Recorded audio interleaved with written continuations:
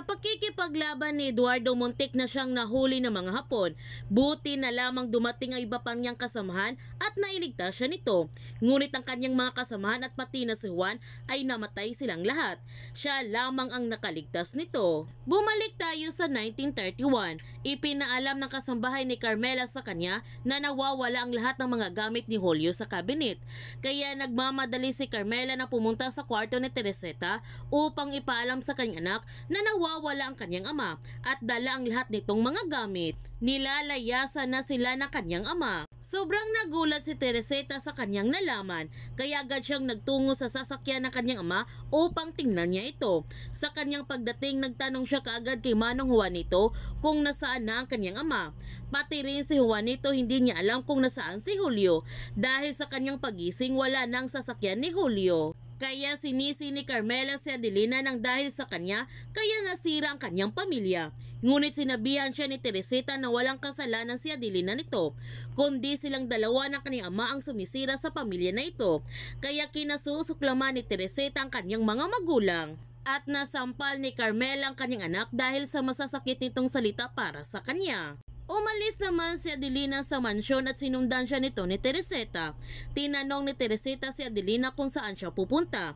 Ang sabi ni Adelina na tamang lahat ng mga sinasabi ni Carmela sa kanya, na kasalanan niya itong lahat at pati na ang kanyang ina. Humingi ng tawad si Adelina sa kanyang ate Teresita na sinira nila ang kanyang pamilya.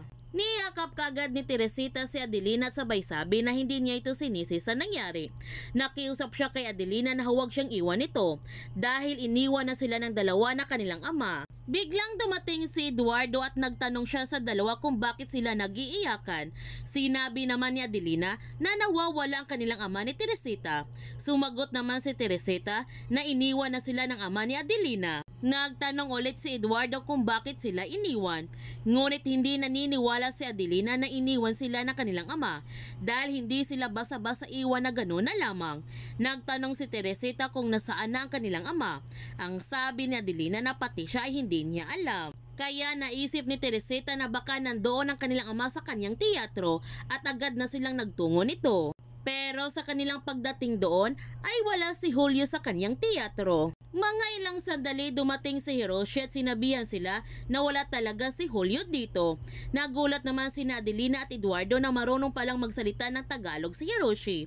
Nagtanong si Teresita kay Hiroshi kung paano niya nalaman na wala ang kanilang ama dito. Sinabi na nga ni Hiroshi na nakita niya kaninang umaga si Julio dito sa kanyang teatro at nakiusap ito sa kanya na sabihin sa kanila na huwag itong mag-alala dahil gusto lamang niya makalimutan ang kanyang problema. Pinasabi rin ni Julio na mahal sila nito. Nagtanong si Adelina kay Hiroshi kung alam ba niya kung saan nagpunta ang kanilang ama. Ang sagot ni Hiroshi na hindi niya alam kung saan pumunta si Julio. Samantala, binilhan ni Eduardo si Adelina at Teresita ng tinapay dahil alam niya na hindi pa ito kumakain. Nagtataka si Adelina kung saan kumuha ng pera ang kanyang kuya upang pambili ng tinapay at baka nangupit ito sa kanilang tiya. Ang sabi ni Eduardo na hindi siya nangungupit nito. Binigyan din ni Eduardo ng tinapay si Hiroshi at dito na nga nagsimula ang kanilang pagkakaibigan ng apat. Noong uuwi na sina Adelina at Teresita sa mansyon, nag-alala naman si Adelina at baka magalit si Carmela na bumalik pa siya. Ang sabi ni Teresita na ipagtatanggol niya ito mula sa kanyang ina. Pati rin si Eduardo handa din siyang ipagtanggol si Adelina mula kay Carmela. Ngunit sinabihan ni Adelina ang kanyang kuya na huwag na ito sumama sa kanila dahil kapag nakita siya ni Carmela, iinit ang ulo nito. Kaya dapat si Hiroshi ang sumama nito sa kanila dahil kapag nakita ni Carmela si Hiroshi, tiyak na maging mahiyain ito kapag nakita niya si Hiroshi. Pumapayag naman si Hiroshi na ihatid niya sina Adelina at Teresita sa kanilang pag-uwi. Makikihatid na rin si Eduardo ngunit hindi lamang siya magpapakita ni Carmela.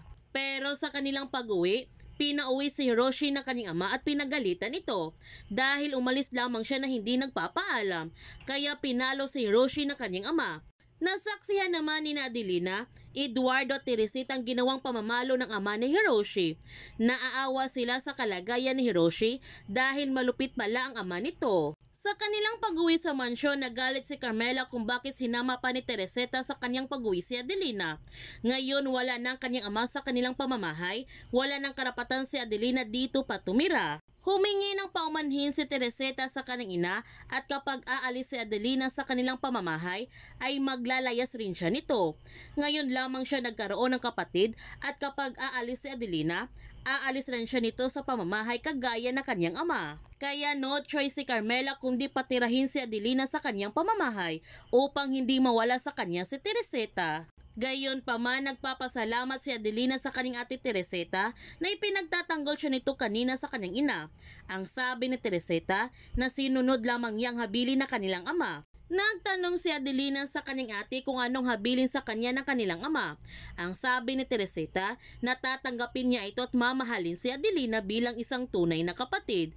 Kaya mula ngayon, kahit wala na ang kanilang ama, hindi niya ito pababayaan kahit anuman ang mangyari.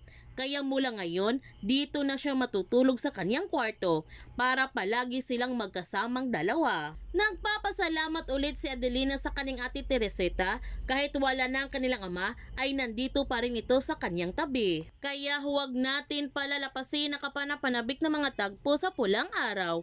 Kung bago ka pa channel ko, don't forget to like, subscribe, and click notification bell para palagi kang updated sa mga videos in-upload ko. Thank you for watching and God bless everyone.